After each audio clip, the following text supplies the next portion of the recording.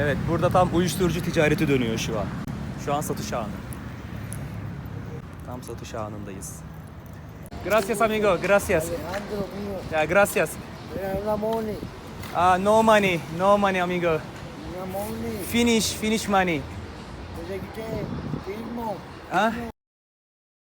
Herkese Kolombiya'dan selamlar arkadaşlar. Şu an Kolombiya'da şu ünlü Pablo Escobar'ın memleketi olan onun şehrinde Medellin isimli şehirdeyiz. Ve bugün şu Medellin şehrini gezeceğiz. Şu karşısı hemen benim kaldığım hostel. Burada kalıyorum bir süredir ve konum olarak merkezi bir yerdeyim. Yani asıl merkezine yürüyerek 10 dakika 15 dakika mesafedeyim. Bugün şimdi dışarıya çıkacağız. Şehir merkezini gezeceğiz.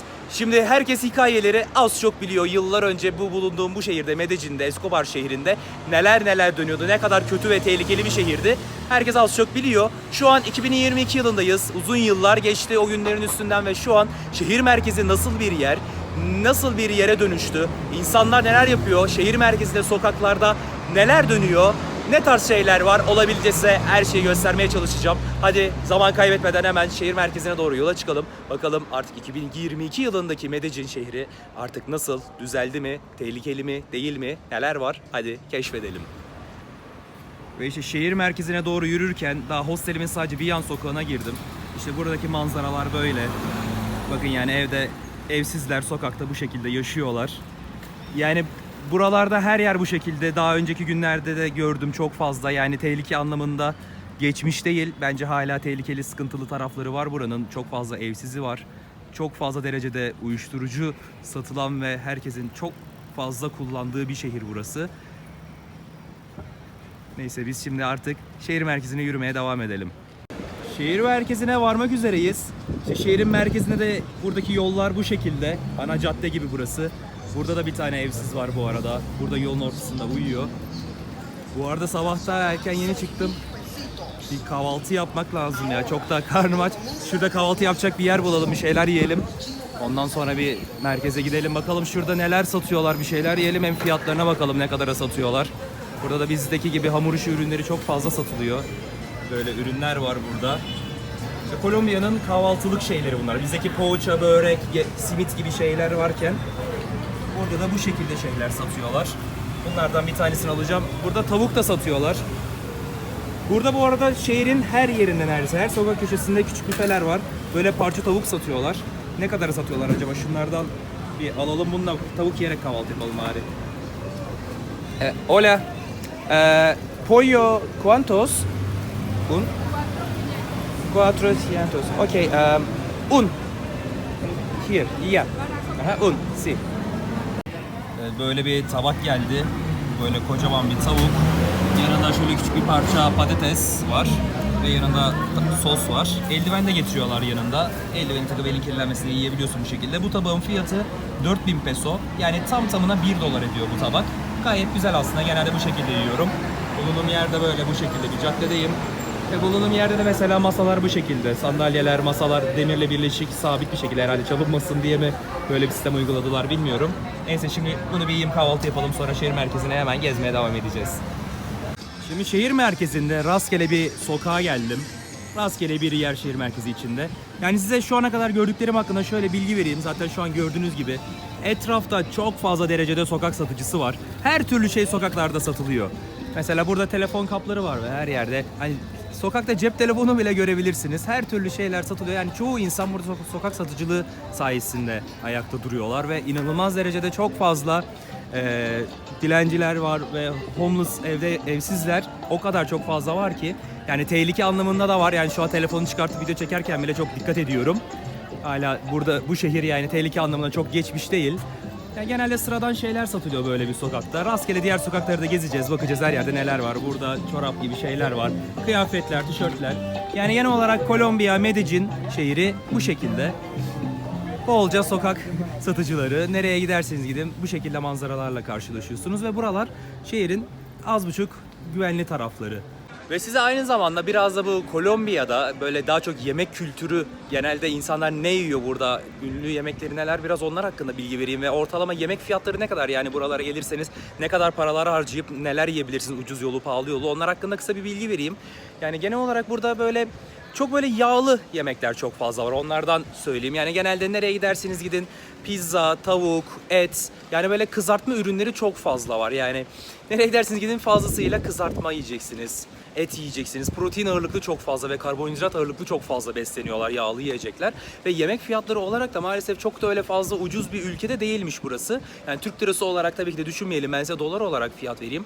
Yani yiyebileceğiniz en ucuz yemek ortalama 2 dolardan falan başlıyor burada. Yani 1 dolara 1,5 dolara bulabileceğiniz bir yemek yok. Ya da benim az önce yediğim yemeği anca bulabilirsiniz. O da 1 dolar fiyata ki o da çok da bir yemek denilemez. Yani bir parça tavuktu sadece. Bir yemek yemeye kalksanız ortalama 3 dolar, 4 dolar civarlarında yemekler. Yani peso olarak dersek 10 bin, 15 bin, 20 bin, 10 bin ile 20 bin Kolombiya pesosu aralığında. Yani 3-4 dolar civarlarında burada yemekler. Hostel fiyatları olarak da en ucuz hosteller ortalama 5 dolardan başlıyor. Yani günlük harcama olarak burada yaklaşık 20 dolara yaklaşabilirsiniz Kolombiya'ya geldiğinizde. Çünkü en ucuz hostelde... Gracias. En ucuz hostele gideyim deseniz zaten 5 dolar. Günde 2 öğün bir yemek yiyeyim deseniz zaten 2'şer 3'er dolar oraya vereceksiniz. Derken zaten 10-12 dolar oluyorsunuz. Sonra ekstra otobüs parası, oraya git buraya git, onları yap bunları yap derken günlük ortalama 20 dolar bir bütçe gidebiliyor maalesef burada. Kolombiya pek de sanıldığı kadar ucuz değilmiş şu an. Hele ki Türk lirası olarak düşündüğümüzde çok daha pahalı oluyor her şey. Onun dışında yemek fiyatlarından, buranın fiyat kültüründen azıcık bahsettim. Şimdi sokakları keşfetmeye devam edelim. Plan yok, rastgele. Rastgele yürüyorum sokaklarda. Bir sağa yürüyorum, bir sola. Özellikle gittiğim bir yer yok. Şehir merkezi içindeki her yeri size göstereceğim olabildiğince. Önüme çıkan yine sokak satıcıların olduğu bir sokaktayım. Her türlü kıyafet, şapka gibi her şey burada satılıyor. Burada güzel spor şeyler var, formalar var. Genelde bu şekilde şeyler satılıyor buradaki sokaklarda. Buraya da bakalım. Burada da böyle hep sokak satıcıları. Kıyafetler, şapkalar. Şehir merkezi tamamen bu şekilde. Ama tabii şunu da söylemeden edemeyeceğim. Şimdi size bu şekilde şehir merkezi bu şekilde diye gösterdim ama sanmayın ki bütün Medellin şehri bu şekilde, sanmayın. Yani burası gerçekten çok farklı bir şehir. Yani bir şehrin içinde sanki 2 farklı şehirde geziyormuşum gibi hissedebiliyorum. Çünkü hangi bölgelerine giderseniz çok farklı manzaralarla karşılaşıyorsunuz. Mesela işte şehir merkezi bu şekilde. Tabii biraz daha size olabildiğince göstereceğim. Onun dışında şehrin biraz daha dışına çıktığınızda, yani sonuç olarak unutmayın ki burası yani zamanında dünyanın en büyük uyuşturucu şehriydi. Onun için şehrin dışı çok fakir ve geri kalan bölgeler olduğu için çok fazla favelalar var. Yani favela ne demek? Bir gecekondu mahallesi demek. Yani en tehlikeli tarafların olduğu yerler. Şehir merkezinde böyle şehrin dış tarafları full favelalar, geri kalmış taraflar, kaçak yaşayan insanların olduğu yerler. Bayağı farklı yerler. Zaten başka bir video çekmiştim, hazırlamıştım. Comuna 13 Escobar'ın asıl mahallesinin videosunu da çekmiştim. Yani asıl favela bölgesi yerleri de oralar. Ve onun dışında şöyle bir bilgiden de bahsetmek istiyorum. Yani tüm Güney Amerika kıtası olarak bahsediyorum. Yani yıllar önce biliyorsunuz burada savaş vardı Escobar zamanlarında, uyuşturucu ve kaçakçıları ve devlet arasında bir savaş vardı ve bu savaş bittikten sonra, yani yaklaşık 2002-2004 yıllarından sonra bu şehir tamamen temizlenmeye başlamış ve Güney Amerika kıtasındaki, yani bir iş kurmak anlamında, bir yabancısın, yurt dışında bir yerde bir iş kurmak istiyorsun. Bu anlamda Medellin şehri tüm Güney Amerika kıtasındaki en mantıklı olan yerlerden birisi olmuş. Çünkü her şeye aç bir şehirdi. Yıllarca savaş ve sadece uyuşturucu ile geçtiği için bu şehir ve her şey artık bir anda temizlenince tamamen iş açığı oluştu her yerde ve buraya çok fazla yatırımcı göçü olmaya başlamış. Çok fazla yatırımcı insan gelip buraya iş kurmaya çalışmışlar. Her anlamda, her sektörde iş kurmuşlar ve Medellin şehri yani Güney Amerika'nın en iyi iş kurulabilecek yerlerinden birisi olmuş diye bilgiler aldım. O şekilde şeyleri öğrendim. Yani bu şekilde Medellin sanayi anlamında bayağı gelişmeye başlayan bir şehirmiş yıllar öncesinden. Ama çok fazla sokak satıcısı mevcut. Tabii dükkanlarda çok fazla var. Aradığınız her şeyi bulabiliyorsunuz. Gelişmiş bir şehir. Gelişmemiş, geri kalmış bir şehir demiyorum. Ama daha da gelişmeye müsait bence. Şimdi yeni bir yere geldik. Burada çok fazla farklı bir şey var. Mesela gördüğünüz gibi karşımda böyle bir heykel var. Ve burada bunun gibi birkaç tane daha var. Mesela burada da bir tane var. Şu karşıda da birkaç tane var. Bunların anlamları çok farklı. Yani özellikle size burayı göstermek istedim. Şimdi mesela şuna dikkat ettiğinizde farkındaysanız bir kadın heykeli ama çok şişko. Bayağı bir şişko bir durumda. Özelliği de bu. Neden şişko? Ve diğerlerine gidip hemen diğerlerini de size bir göstereyim. Ve burada gördüğünüz gibi burada da bir şekilde böyle bayağı şişko bir heykel var. Burada da bayağı şişko görünümlü bir heykel var. Yani Bunun anlamı da şu. Hep böyle şişko şişko heykeller var. Başka taraflarda da var. Her yerde var. Bunun anlamı tek kelimeyle, yani bunu yapan kişi şu anlamda yapmış. Açgözlülük. Yani bunun anlamı buymuş. Yani açgözlü olmayın. Açgözlü bir insan olursanız bu heykeldeki gibi birisi olursunuz anlamında. İnsanları, her şeyi şişko olarak, çok kilolu olarak göstermiş. Eğer açgözlü olursanız yani böyle bir duruma gelirsiniz. Açgözlü olmayın anlamında böyle bir sanat yapmaya çalışmışlar. Şimdi Medellin'in gerçekten arka sokaklarına geldim. Merkezi bir yerde ama biraz tehlikeli taraflarına geldim. Evsizlerin, sokakta yaşayan ve tamamen uyuşturucu bağımlıların, uyuşturucu satışlarının tamamen gerçekleştiği yere geldim. Az önce beni fark ettiler, bana bir el salladılar. Şu an gizli gizli çekmeye çalışıyorum. Size olabildiğince göstereceğim. Yani şu karşıda mesela, şurada evsizlerin yaşadığı yerler. Orada bazı insanlar var. Ve buradan sağa döndüğümüz zaman çok fazla evsizler burada yaşıyor. Biraz tehlikeli, sıkıntılı taraflar. Size olabildiğince bir göstermeye çalışacağım. Sonra yorumumu da yapacağım tabii ki. Şuradan bir çaktırmadan yürümeye çalışalım. Yani buralar bu şekilde yerler. Buradan sağa dönelim. Burada da bazı insanlar var, hatta baya var. Şu an çok çekiniyorum kamerayla yürürken. Size olabildiğince şöyle göstermeye çalışacağım.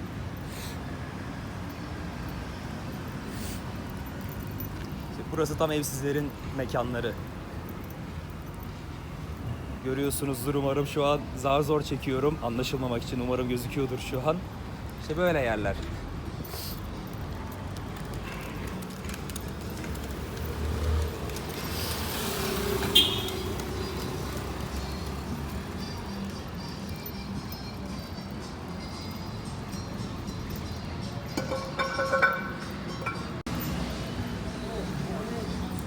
İşte buralarda evsizlerin yaşadığı yerler. Adam beni fark etti, geliyor. Hola.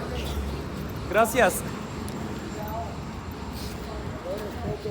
Gracias amigo, gracias. Alejandro mío. Ya, gracias. Mira una money. No money, no money amigo. Una money. Finish money.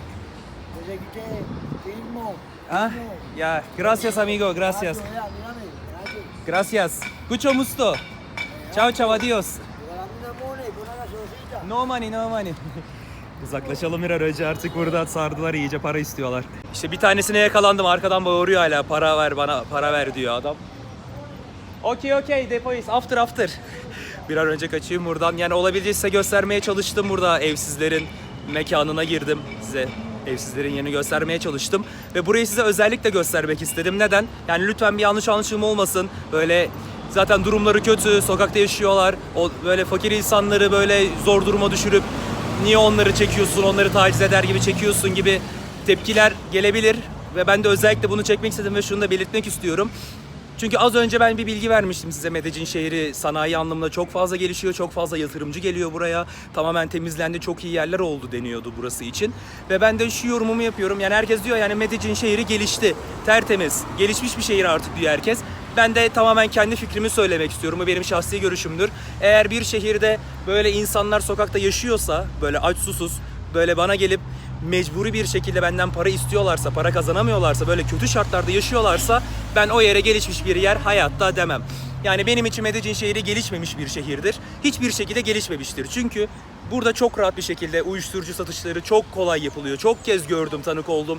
Her yerde uyuşturucu, esrar kokuları, insanlar böyle sokakta sefil halde yaşarlarken gelsin istedikleri kadar, istediğiniz kadar insan gelsin bu şehirde yatırım yapsın. İstediği kadar şirket, fabrika açsın, milyon dolarlar çevirsinler. Devlet dehşet derecede para kazanıp zengin olsun. Ama bu insanlar sokakta böyle bir şekilde yaşıyorsa ben böyle bir yere gelişmiş şehir diyemem. O yüzden size bu manzarayı da olabildiğince göstermeye çalıştım. Ve bu manzara şehrin çok fazla yerinde var. Ben sadece herhangi bir sokağını gösterdim size. Bu şekilde. Neyse, şimdi yürümeye devam edelim ve bu mekandan çıkalım ve daha temiz yerlere girelim. Şimdi böyle bir yere geldim. Böyle bir köprü altında bir yerdeyim. Az önce bazı mevzular oldu. Maalesef orayı çekemedim. Mesela şu karşıya bakın, şuradaki insanlar az önce oradayken bana bağırdılar, laf attılar. Hey bize eroin ver bize diye bağırdılar. Yok dedim, yok yani ben de ne arasın eroin. Yok diyorum, ben yok dedikçe işte o zaman para ver falan, zar zor oradan çıkabildim. Şu arka taraflarda bayağı bir çok fazla uyuşturucu kullanıyorlar. Öyle böyle değil.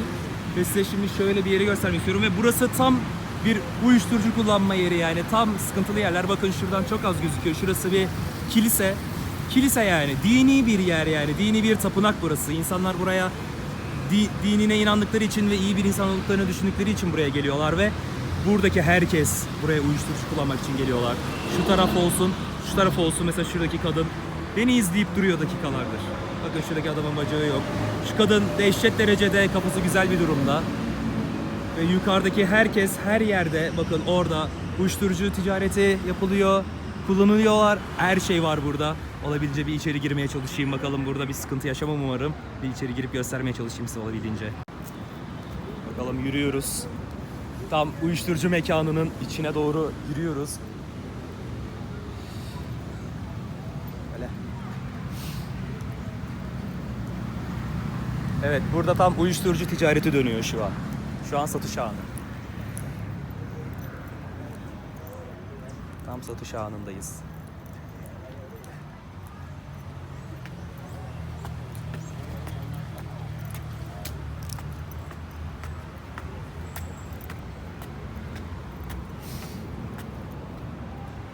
İşte tamamen uyuşturucu satışlarının olduğu yerdeyiz şu an. Burası da kilise. Kilisenin önünde yapılıyor her şey. Burada satılıyor her şey. İşte şehir merkezine şimdi geri döndük. İşte şehrin en merkezi böyle bir yer arkadaşlar. Buradan da tren yolu geçiyor buradan. Metro falan geçiyor buradan. Ve size şöyle bilgi de vereyim. Şimdi bu şehir bayağı büyük bir şehir olduğu için yürüyerek dolaşmak biraz zor. Yani o yüzden metro veya tren hattı kullanmak zorunda kalıyorsunuz. Ama metro ile ulaşım çok rahat. Yani Medellin içinde ulaşım bayağı bir iyi. İstediğiniz her yere çok rahat bir şekilde bu taksilerle gidebiliyorsunuz veya Uber uygulaması çok iyi. Onun dışında metro hattı her yere çok rahat gidebiliyorsunuz arkadaşlar. Mesela tam bu olduğum yerde de işte buradan metro, tren geçiyor şehrin ortasından. Yani o anlamda gelişmiş. Yani şehir sanayi anlamında, ticaret anlamında diyeceklerim gelişmiş bir yer. Burada istediğiniz her şeyi rahatlıkla bulabiliyorsunuz. Neye ihtiyacınız varsa, nasıl bir alışveriş yapmak istiyorsanız, yemek mi yiyeceksiniz, gece hayatı mı istiyorsunuz, gezilecek yerler mi istiyorsunuz, tehlike mi istiyorsunuz, tarih mi istiyorsunuz, müze mi istiyorsunuz? Her şey dolu dolu. Yani bir gezgin için dolu dolu bir kültür seyahati yapmak istiyorsanız, yani Medellin şehri kültür seyahati için çok iyi bir yer. Çünkü aradığınız her çeşit geziyi burada bulabilirsiniz. Sizin bazı şeyler tarzınızdır, değildir. Gezilerde bazı yerleri sevmiyorsunuz, bazı tarz yerleri gezmeyi. Ne seviyorsanız yani çoğu şey bu şehirde mevcut. Yani burada uzun bir süre kalıp burada Medellin'de her türlü aktiviteyi burada yapabilirsiniz. Aklınıza gelebilen her şeyi. Onun dışında şehir merkezi işte bu şekilde tam merkezde, göbekteyiz. Yani sizlere daha fazla gösterebilecek bir şey bulamıyorum burada. Olabildiğince her şeyi göstermeye çalıştım. Medellin şehrini tanıtmaya çalıştım. Hızlı bir şekilde uyuşturucu satış anlarını gösterdim. Çünkü bu şehrin en önemli, ünlü şeylerinden birisi o. Şehir merkezini gösterdim. Fiyatlardan biraz göstermeye çalıştım. Olabildiğince her şeyi tanıtmaya çalıştım. Şehir merkezi içinde. Şehrin dışındaki yerleri de başka videolar olarak sizlere zaten hazırladım. Umarım videoyu beğenmişsinizdir. Aklınızda Medellin hakkında bir sorular kalmamıştır umarım. Başka merak ettiğiniz şeyler varsa bu şehir veya bu ülke hakkında yorumlar kısmından da belirtebilirsiniz. Elimden geldiğince size Medellin'i gösterdim arkadaşlar. O zaman bir sonraki Kolombiya videolarında, diğer maceralarda görüşmek üzere arkadaşlar. Bu videoyu izlediğiniz için çok teşekkürler. Görüşmek üzere.